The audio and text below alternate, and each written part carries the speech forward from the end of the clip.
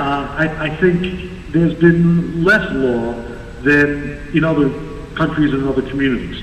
So, to some extent, Brandeis having focused national attention on this, for better or worse, and New York having drafted the legislation which at least addresses the questions presented by the Brandeis crisis, we're in the middle of a debate of the kind we're having today, where reasonable people, I think, are going to weigh in. What I fear is a sort of an ideological hostility to government action here, which I think would be misplaced.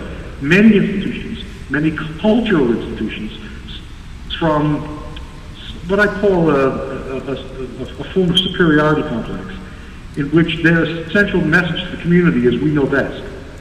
That doesn't work, and it doesn't work in the...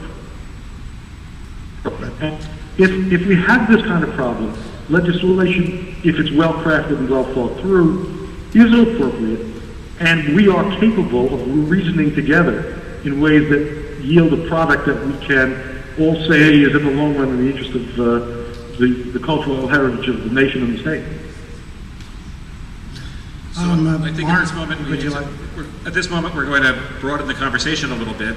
I don't know if Assemblyman, if you can stay on the line and listen in to the attorneys on our panel. I have another about 15, 20 minutes, and then I do apologize, but sure, we're in other kinds of crises here as well. So if I may stay with you for a certain amount of time and then recede into the night, that's what I'll do. Sure, thank you. And I should explain that we're sitting here in the very beautiful Foster Wing, a place that has brought such joy and meaning to so many of us in our teaching here. There's a wonderful Hans Hoffman show on now, as you know. It will be closing really just in a few weeks. Well, let me just add one thing then, if I may, which is to express my appreciation to the Rose family for the time I spent there. It is an extraordinary asset. I wish you all very well on how it comes out, and I don't want to diminish the difficulty or the seriousness of the decisions that have to be made.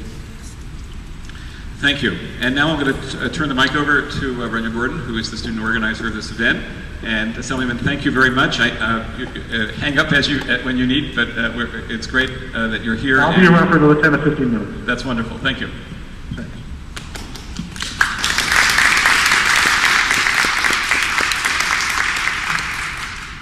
Thank you. It's now my privilege to introduce our other distinguished panelists. We have James Grace from the Volunteer Lawyers for the Arts and Nicholas O'Donnell of Sullivan and Worcester. Jim is the co-director of the Arts and Business Council and Volunteer Lawyers for the Arts. Prior to joining the Arts and Business Council, he was the executive director of the BLA of Massachusetts from 1998 until 2008.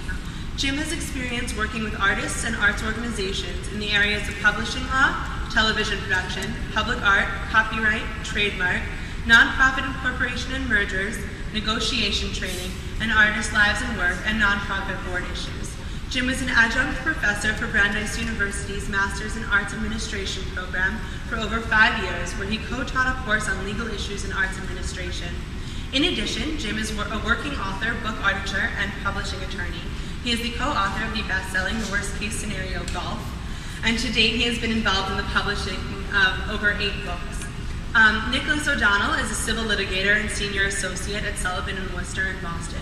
He specializes in commercial and complex litigation with a focus on property and business disputes. Mr. O'Donnell was named an up-and-coming lawyer by Massachusetts Lawyers Weekly in 2008 and a rising star in Boston Magazine in 2007.